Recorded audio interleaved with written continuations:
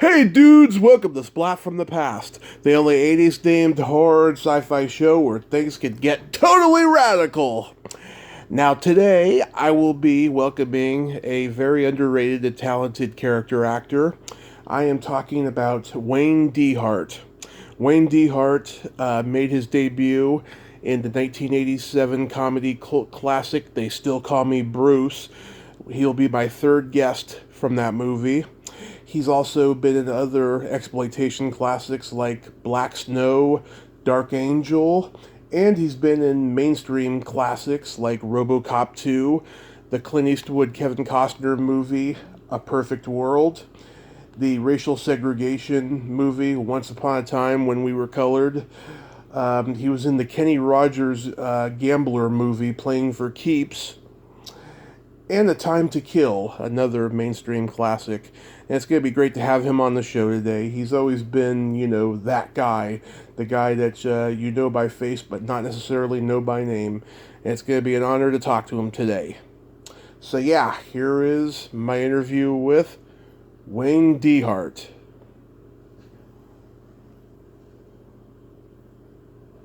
Hey Wayne. Tom Wayne. Welcome to the show, sir. How are you? Good morning. How are you? I'm fine. I'm pretty good. Pretty good. Is COVID keeping you all right? Yeah, actually, I was in New Jersey because I was up doing a play, and they canceled the play. But we had to go in one morning to put the film on tape just for the archives, and I ended up slipping. I fell, and I fractured my hip. Oh. And I was up there recovering from that, and then 4 days before they were going to release me, they diagnosed that I had the virus.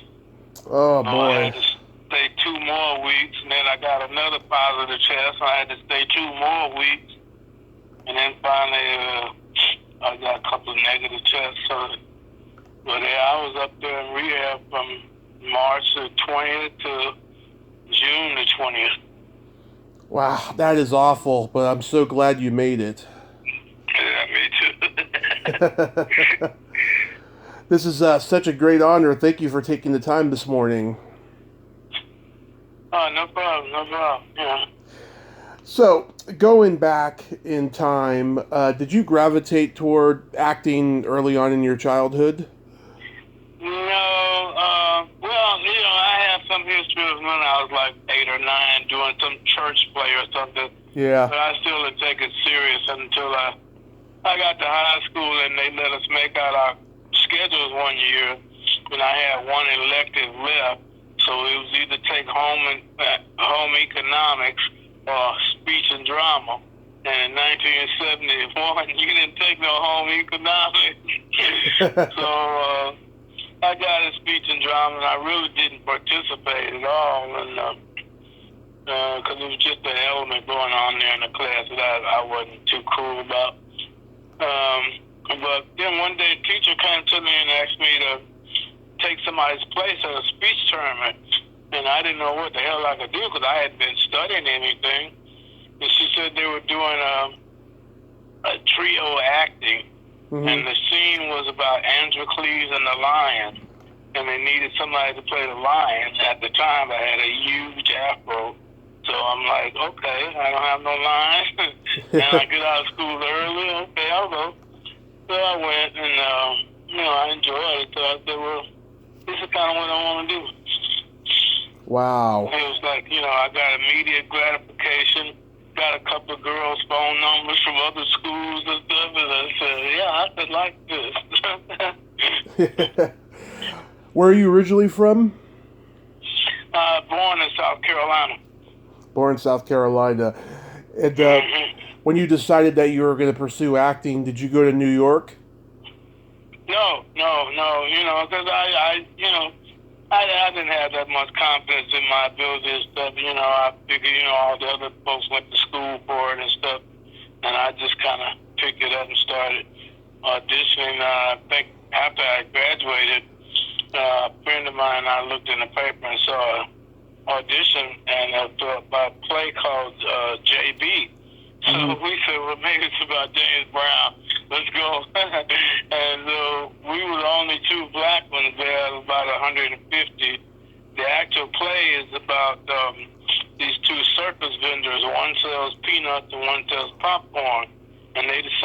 take on the role of God and the devil and to try man through Job again. And so they called me. I told my parents they want of us to get a role so they could show that they're liberal. And sure enough, I got the phone call, and he wanted me to play the peanut vendor, who was actually the devil. And I said, no, I can't be God. I got a God-like voice. I can be God. Why back they can be God? So this director kind of knew a little bit about me, I guess, and he said, well, Wayne, you have these subtle movements that I want to use and slink you around the stage as the devil. And I thought, oh, I like that. Okay, we'll go for that. So I took that role and just kind of went on from there. Yeah, did you eventually take acting classes? I'm sorry, say again? Did you eventually take acting classes? No, I never did take a class. I never took a class. What? I just, again, just started auditioning, and then, word of mouth got around to some directors and stuff, and folks started requesting me to audition and things and stuff. So I went to the Ensemble Theater in 1981. That kind of just put me in a company. So I've been there almost 40 years now. Wow, that's great. Yeah, there's a lot of actors out there who never took acting lessons. Like I know Bob Hoskins was one of them because I thought it would ruin me, because I could see the way the ones who did take acting in school, I could see what their process was, and I said, no, I don't think that's for me. I don't think I need to go to school and learn how to act. I just need to, interpret what I'm saying through my characters and stuff. So, yes. But no, I never took a class. Yeah, certain people, they believe that it ruins them. Bob Hoskins definitely felt that. He felt that it was natural for the actor to be acting, and then instead of learning from somebody, Yeah. I mean, because, once you watch enough directors, you know what they want, and you know what they're trying to get going, and so you kind of, cheat a little bit, say, okay, I know what they want to play, so I got a couple of aces up my sleeve, and I'll go in that direction. But, Yeah. But yeah, I always thought it was just kind of chance and run. So every actor I had seen who went to school for it, I just thought they were a little beneath me anyway, so I don't need that shit. Your first movie was one of my favorites, They Still Call Me Bruce. I used to watch that movie over and over again when I was a kid with my dad. Oh, really? Yeah, it was always on HBO. Was that just a standard audition for you?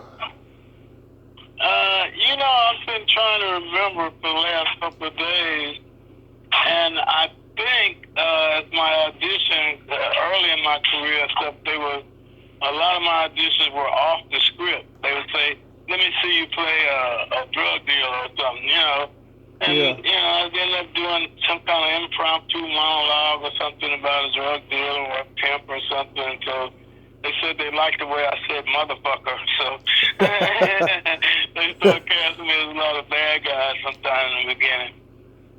Yeah, the Samuel L. Jackson route. Yeah, pretty much. Yeah. But yeah, man, that was so long ago. I know I probably just lost. There was a fellow actress she's been around. Her name is Susan Savoy, and she kind of took me under her wing right there on the set and kind of, showed me some of the ropes and stuff. But I had no clue of what I was doing. I didn't realize till after the film was over with that my character didn't even have a name. I was just pimp number one. Yeah. And actually, your character did have a name in the movie. It was Sam. Yeah. But for some reason, they didn't credit you as Sam. Yeah. You're my third guest from the movie. I've talked to Bethany Wright, who was the female lead, and Daniel Nyden, who was one of the nags. And they have some pretty interesting stories about the making of the movie. I was a little nervous and stuff because, I had to grab her and stuff. I think I grab her by her hair and stuff. And I wasn't sure whether I was doing it right or doing it too much or whatever. So I really didn't have a clue on what the hell I was doing there. Yeah. We just lost Johnny Yoon. Do you have any memories of him? Oh, really? Yeah. No, I guess I started it then, but I still just continue it today. You know, whenever I'm cast and stuff, and there's like a big name person across me, I generally just kind of stay away, and I don't want to really talk to you and get to know things about you. So I just want to do the work and go home. So I don't, you know. So Johnny and I know I was so far down on the cast list that, you know, he didn't pay me any attention, and I didn't pay him a whole lot of attention. So. Oh, okay. I just reported the work and did what I had to do and went back home. Yeah. Then you did a movie called Black Snow. Oh, yeah. Yeah. That was very cool. That was a German director. That was Frank Patterson. And I can't remember exactly how Frank and I met. I guess I auditioned it for it. But the funny thing was, after they cast me, and they had the date I recorded set, and I had this thing then when I wore all my jeans with the holes in them, the shirts with tears in them and stuff. And so I was playing, he had cast me as a bodyguard or something. And I was supposed to be sharp and dressed and all that. But I came onto the set with all my holy jeans and stuff. They kind of threw me off the set. They were going to throw me off the set because they didn't know who I was. And we had to go to the office, and the director said, no, he's in the film. And he didn't recognize me. At first he said, who are you? I said, I'm a reporter. Who are you? I'm Wayne DeHart. You cast me as something. Oh, okay. So that was kind of interesting. But that snow, that was kind of fun. I enjoyed doing that. I don't drive or anything, and in one of the scenes they had me driving a brand new Cadillac down this major street here in Houston called Westheimer, and the PA jumped in the front seat. He said, "Okay, Wayne, you ready to do this?" I said, "Yeah." He said, "You got a driver's license?" I said, "No, I don't drive. I don't have a driver's license." And he jumped in the back seat on the floor. He said, "Well, I'm going to get back there." I said, "What the hell are you going to do back there? If I hit something, I'm going to hit it up front." So, whatever. But it worked out pretty good. There was another scene where the guy was in his car speeding, running from the cops, I think, and I just wanted to go along for the ride. The director was standing outside, and he saw me sitting in the car. He said, "Oh, no, you shouldn't. Get out of the car. Get out of the car. No, we can't have you in the car." So, yes, I didn't know what I was doing those early days, man. I just wanted to get involved around as much as, you know, I wanted as much camera time as I could get, and I figured out how to do that, you know. So. Yeah. My friend Julia Montgomery, the lead of the movie, the female lead of the movie, she's a close friend of mine, and she's a frequent guest. In Black Snow? Yeah. Yeah, that was interesting. I even wrote a theme song that they used for the show. Oh, yeah? Yeah. It was kind of cool. Because Frank Patterson, he has a jazz music, he loves jazz and stuff, and I wrote kind of a bluesy tune that was supposed to have been a theme song for the show, and so they actually kept it and stuff and used it. So I said, well, why don't I get paid for writing this song? I don't understand that. And I actually performed the song in the thing. So, you know, why the hell did I not get paid for that? Yeah. But I didn't.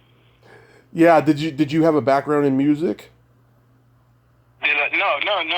I just been blues aficionado ever. I don't know for how long, man. I just love doing blues and stuff. I write a little bit. I started writing some poems early in my life and stuff. And we used to, at the theater I worked at, I would go see the preview the night of the show, and then I would go home and write a lyrical, rhyming, like, introduction to the play and who was in it and all that stuff there. So, I don't know. It's just something I kind of picked up there. Yeah. I came up with an idea, and I said, okay, let me write this. Let's go with this. So that's how that happened.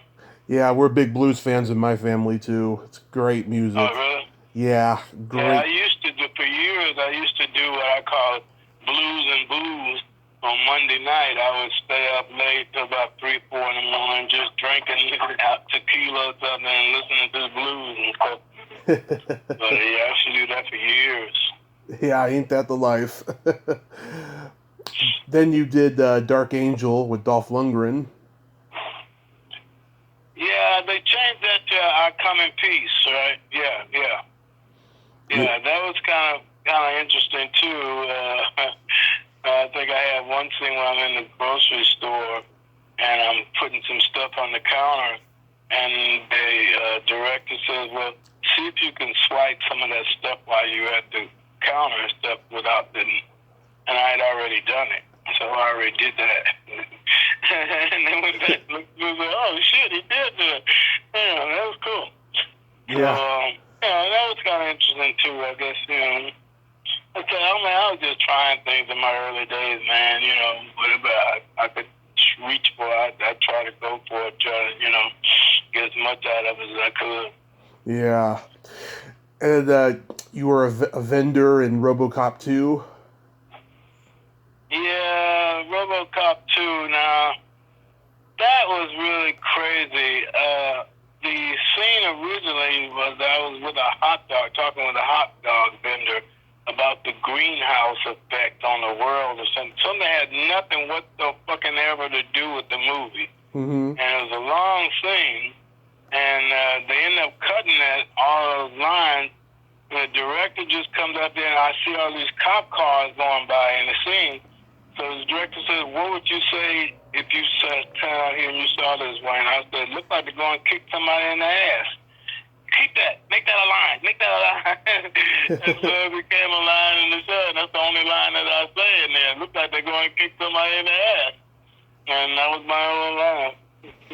Yeah, I heard Irvin Kershner, the director, was pretty tough.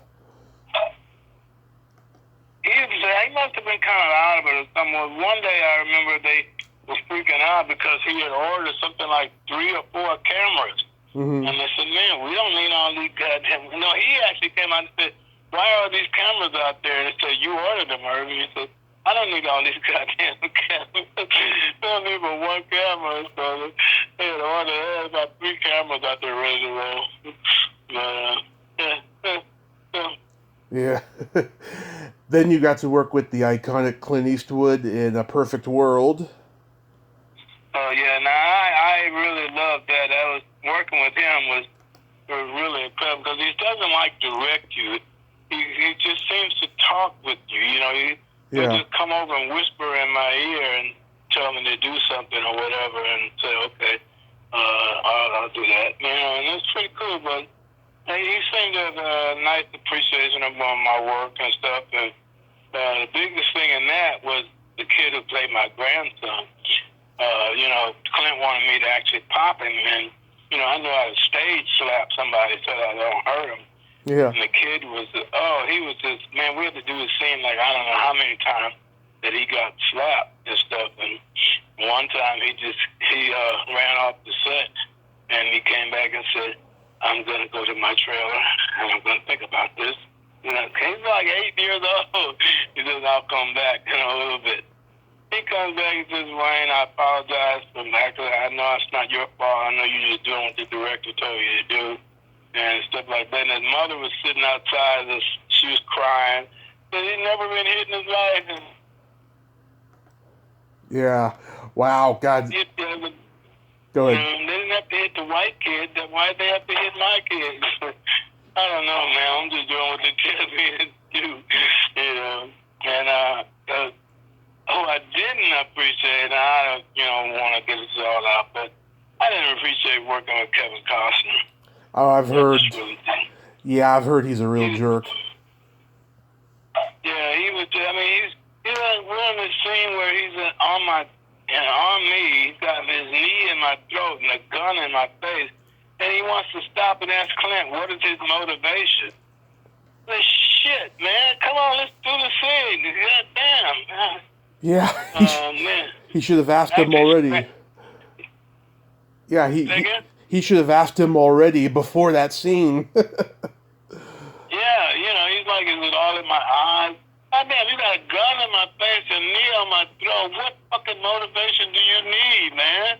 Yeah. And, it was really kind of tested there. Well, he actually one time I said, "Well, you scratch me, man. I can't go home with no scratches on me. That's not going to work, Yeah. He says, "You little wuss. I got your wuss. If you scratch me again, we're going to change this scene up. I promise you, we're going to change this scene." didn't really have a great appreciation for him. And after a while, we even got to the point where, according to what your value is to the scene is when you're given notice to come to the set. So, they would tell me about 10 minutes or so why I ain't come to the set. And Kevin, of course, wouldn't be told until about 2 minutes to they go shoot. But we were out there like one morning, and Clint, we're standing around waiting about 10 minutes or so. And Clint says, well, what are we waiting on? And everybody said, well, we're waiting on Kevin. Why are we waiting on Kevin? He said he doesn't like to be out here alone because people pressure him for autographs. And Clint said, tell him to get his ass out here so we can shoot a goddamn movie. And, I just didn't really have a great appreciation of Kevin Costner. Yeah, that's very unfortunate. But did you audition for Clint? Let me think about that a second. I don't remember that being the case. I'm pretty sure it was not. I think it must have been for a casting director because I don't remember him being there at the audition. Mm-hmm. But that is cool. I really like working with him. I really do, quite a bit. Yeah, I heard he likes to shoot fast, and he always ends up finishing way before schedule. That's probably true. I don't have a lot of memories of those. Again, I just got in and do my thing and left. I just really enjoyed his directorial style. It was just incredible. As opposed to like last year, I did a tropical, what's called adult swim, and we did a series called Tropical Cocktails, and it was directed by this guy from England. Mm-hmm. And he would just be yelling at you and they have their own little language, so some of the words he was saying for me to say, I didn't understand what the hell he was saying. And while you're in the middle of the scene, he's telling you to do more. And it's like, shit, man, I can't listen to you and act at the same time. Goddamn, Yeah. And at one point, he wanted me to bug my eyes out and roll them around. I said, no, I'm not going to do that. And he says, well, why are you going to do that? I said, because that's step and fetches shit. I'm not doing that shit.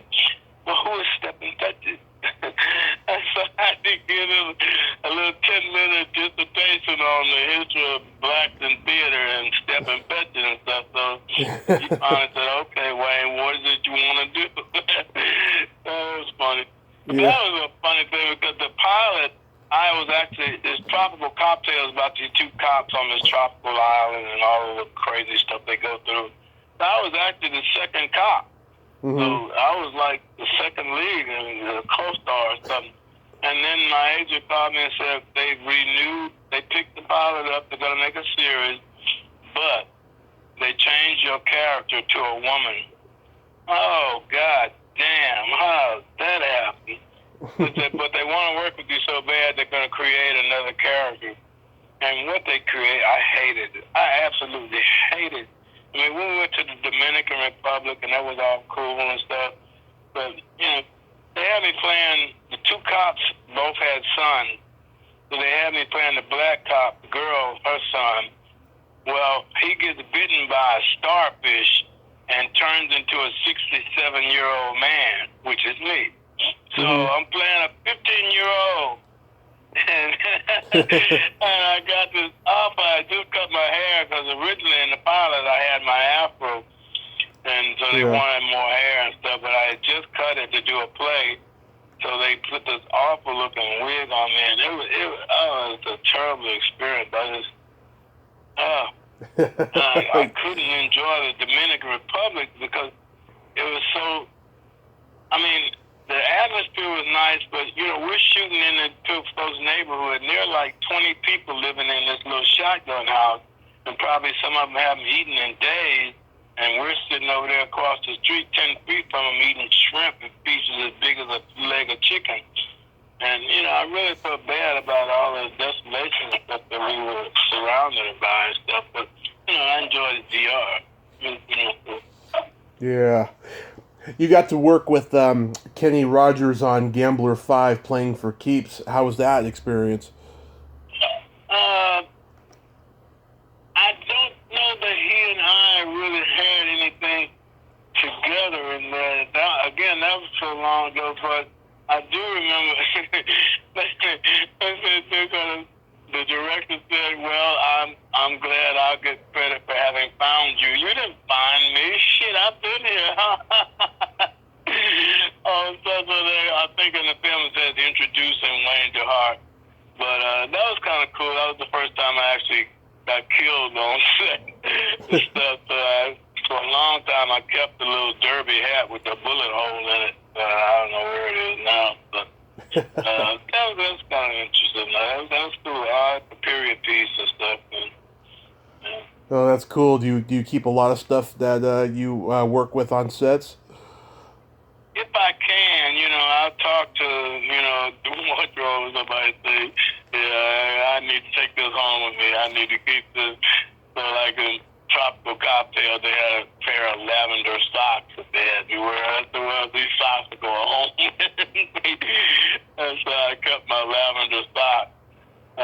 But every now and then, because they're pretty tight about some of those things, because I guess they're going to shoot again or something, so they need to have all the original stuff around. So, yeah, lately they haven't been letting me take a lot home. But every now and then I get to take something home. Oh, that's cool. Then you did a wonderful film about racial segregation called Once Upon a Time When We Were Colored. I love working on that. I got to meet some of the folks, Al Freeman. I've always, back in the day and stuff when I was younger and stuff, you either were a Sidney Poitier fan or an Al Freeman fan. Mm-hmm. And I was an Al Freeman fan. I thought he was a better actor than Sidney Poitier. So it gave me a chance to meet him, and we had a nice little rapport and everything. And he's actually from Beaumont, Texas, so we had a few little things that we could talk about and everything. But I got to work with Felicia Rashad. That was about the second time I worked with her, and the first time was on a movie of the week with her and was it Diane or somebody? Diane Cannon. Diane Cannon. And I went to, I saw Felicia and I said, can I get an autograph? And she's like, you ought to be ashamed of yourself, right? And I said, why? As much work as we're going to do together, you don't need to be getting no autograph from me. I said, oh, why? Do you know something that I don't know? I don't know about all this work we're going to do together, but go ahead and sign the thing anyway. So that was kind of cool. But I had a fun thing on that. I was sitting outside, and it was about lunchtime, and I was just sitting by myself. And I walked by this guy who said, I've been trying to figure out who you is, and I know who you is now. I thought, oh, yeah, who is I? And he said, you did a thing for Jason's lyric, and I did the music underneath. And I said, I don't remember no music in my scene. And who would you be? He said, Taj Mahal. Oh, my God. I fell out. Oh, my God, because he changed his period. This was a period piece, so he had his look changed, and I didn't recognize him. And oh, my God, it's been my dream to be able to just jam with you. And so he said, well, it may happen today. And I said, well, I don't have but one day on set. And he said, well, it could be a long day. I said, yeah, it could be. So a little later, I'm sitting outside. He comes out of his trailer with his guitar, just playing notes at me and says, see what you can do with this. Mm-hmm. And so I just started making up lyrics and stuff. And after a while, we had a whole concert going out there. Isaac Hayes came over. Felicia went and got her camera recorded it and stuff. So, I was in heaven there. So he stopped one day. He said, where you from, man? I said, well, I'm from South Carolina, but I live in Texas. He said, no, you're not. You're a goddamn Mississippi blues man. That's what you are. He said, we're going in the studio one day. And of course, that's never happened. But, man, I was just in total heaven, being out there jamming with Taj Mahal. It was fun. Oh, man, that's cool. Yeah. What was Tim Reed like as a director? He was, again, my character was little or nothing. And all those other names he had to work with, they don't, take me understand. Okay, he remembers the lines. He just, okay, let him just do what he does and leave him alone. So, they don't really pay a whole lot of attention to me, A lot my work, they all kind of, I can see them, and every now and then kind of question whether or not I can do it. Like when I did the thing about the little girl football player, what's his name? Ice Cube. Ice Cube. He was kind of like, can you do this work here? And so I made a suggestion to him about our scene, and he finally went along with it. And he said, "Okay, you got this. You know what you're doing." Yeah, I do know what I'm doing. Nah. But it's cool. So I always get that, some people that just aren't familiar with my work, and they're always just trying to look at me with one eye and see if I know what I'm doing until I show them that I do. Yeah, I've interviewed Tim Reed's ex-comedy partner, Tom Dreesen, and man, they went through some shit in the early 70s. They were playing the Chitlin circuit. There was a lot of guns and knives going on. It was, right there in the middle of Vietnam and women's lib and all that stuff. There was a lot of craziness going on when they were just surviving in the clubs in those days. Yeah, I guess he must have been kind of impressed because years later, he had asked him to bring me down for the audition for the Big Easy. They were getting ready to put it on, and they showed me the schedule. At the time, I was doing a play in Charlotte, North Carolina. It was a community theater. I wasn't getting paid, but it was the first time this theater had done an all-black production there in Charlotte. And so it was and I was the lead, and I had no understudy. I just could not leave the cast, so I can't be here these days. I got to be there to do the play. So they went with somebody else, but I kind of blew my chance at that. But I just thought I had a little loyalty or something. But I got to go with this because it's a more important thing for me. Yeah. Any good stories about A Time to Kill? A Time to Kill was a quick one-day thing too. I think, what it was, we had a scene where Sandra Bullock comes over and says something, I'm the owner of the restaurant, and the actual guy who owned the restaurant was sitting in the restaurant, and I said I'd try to get his name mentioned in the film and stuff, so I actually went through doing some ad-libs and taking people's food off the plate and eating it for them and stuff, and I did him like that, so she stopped at one time and said she just wanted to come over and talk to me and stuff, but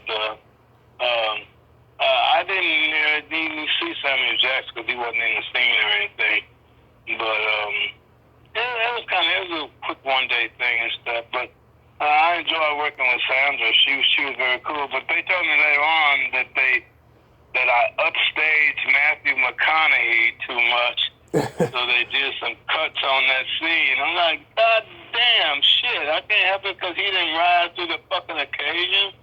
The hell? Well, in that scene with you, Sandra, and Matthew, we didn't even see Matthew. We just saw you and Sandra. So we just went on and sliced that up a little bit. God damn. What am I supposed to do? I'm supposed to do your best, and then I can't upstage this guy. Whatever. Yeah. So when the pandemic isn't going on, you're still acting, as you mentioned before, right? Yeah. I was in New Jersey in February. We were in rehearsal, and I think it all came down around maybe the second week of March or so, because that's when we were told they were going to cancel the show. So we actually did 5 performances. So I did get the review in. So I was really excited about that because it was the first time I'd ever really sat down at a theater and performed on the East Coast. And being from South Carolina, from Texas, I'd always heard these East Coast actors were so good and everything. And I just really wanted to test my mettle in that area, in that market, and see how I came out. And it came out okay. Came out okay, pretty okay on that. So you've always been in Texas? I guess we went to Texas. Well, kind of off and on. I went to nursery school, first we moved to Carolina. Moved back to Carolina. Went to 5th grade in Carolina. Then I moved to New York. Went to 6th and 7th grade in New York. Then I came back to Texas, and so from my 8th grade on, I was in Texas. But as an adult, I moved back to Charlotte for a couple of years. I moved back to Carolina home for a couple of years. But pretty much, I've been in Texas pretty much most of my life. Have you ever tried to move to L.A.? No, I had, I had a below the knee amputation that I got in 2000. So when that happened, I kind of, I wasn't as hungry anymore to chase that brass ring, and my mobility was a little bit limited. So I know how LA is. It's not just like New York with downtown where everything is together and stuff. So I had a couple of friends invited me out and stuff, but honestly, again, I still just didn't have enough confidence in myself that I could go out to LA and do things. Although people were telling me, man, you work out here, you would work out here, but I guess I just settled for being comfortable in Houston, that I could just walk in anything that I wanted to do a show in and say, okay, I want to do this show. It kept me around my family and stuff too, so that's good. I have a daughter that I was raising at the time, so I didn't like being away from her a lot, so. Yeah, that's very admirable. Yeah. Do you have any upcoming projects that you hope to do once the pandemic's over? I don't know about it. Nobody told me about it. Now, if I'm not doing film or stage theater, what I do is I'm a reenactor at the Buffalo Soldier Museum here in Houston. Mm-hmm. So I do a lot of, we do a lot of schools and churches and things that we've been different states and stuff, performing for different other Buffalo Soldier units and things like that. So that's generally what I'm doing. But, and I've got probably, as soon as I can get back on my feet from this surgery and all that, then I imagine we're going to start back to working on, because the museum's been shut down because of the pandemic, but I think they're about to open back up pretty soon, so that'll probably get me back into the swing of things. Well, actually, a friend of mine was talking about doing a remake of the play, The Sunshine Boys. Oh. He said he's always wanted to do that with me, and so I got a script, and I've been going over the script, but I don't know if it's going to happen or not. I don't think so. I love The Sunshine Boys. That's like my second favorite Neil Simon play, next to Biloxi Blues. Oh, really? Yeah. Yeah, well, we got one line we came across where he said, how come I didn't get an audition for these two plays? And they got to the nephew said, well, one is all black. He says, I can play black. I played black in 1928. And back then you could understand the words, not like today. I don't know what we're going to do about that line. We have to change that or something. But I don't know if it's going to happen. He and I are trying to do it on ourselves, and we don't have a production company and stuff. So I don't. Yeah, trying to find it. Which part would you play of the two guys? The one that Matt Powell played. Oh, okay. Willie Clark, yeah. Yeah, Willie Clark, yeah. That'd be a great. Yeah, that would be a great take on it. I think you playing Willie Clark. Yeah, I would pay to see that play. Yeah, I hope that happens. I do too. It's kind of it's kind of like when I did Driving Miss Daisy. There's not really anything in the play that stands out. That bam, this is that. It just shows their little routine and stuff that they go through even in everyday life. That's what they do on stage and stuff. So I'm still trying to find a real purpose for doing the play, other than him wanting this friend of mine that says, I want to do a play with you. But, I was trying to figure out what message does it really send for me to do this play. I don't know, I'm thinking about it, going over the script and thinking about it at the same time. Yeah. Well, Wayne, I thank you so much for coming on today, and I hope after all this craziness is over, you can return to work, and I hope you get to do the Sunshine Boys, because it's a great play. Yeah, it's kind of cool though, but yeah, so I don't know if I should try to sound Jewish or not, what the hell to do with that. So I'm really kind of tossed with this, and this is a little challenge to me. So Yeah. figure out what to do with it. But man, I had a great day. I didn't know what we were going to talk about. It looks like I don't remember too much when they still called me Bruce. I just knew I was a legend at that point. I didn't know what I was doing. So Yeah. big difference. That's all right, and I'm sure Bethany will be pleased that I talked with you, and I thank you so much, and have yourself a great day, and stay safe because we need you. All right. I appreciate it, Tom. I appreciate the interest, man. My pleasure. All right, you have a good day too. Okay, bye-bye. Bye-bye. Well, there you have it.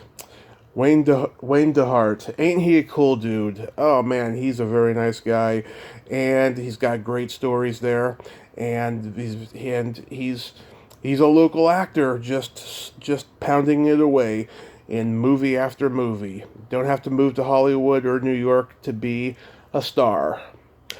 If you like this video, everyone, please subscribe to my YouTube channel. Add me as a friend on Facebook. Join my Tommy Kovac comedian page on Facebook. Follow me on Twitter and Instagram and all that fun stuff. Well, that's all the time we have this week on Splat from the Past. Until next time, this is Tommy Throwback Kovac saying, there's no shame in living in the past, because the present sucks. Later, dudes.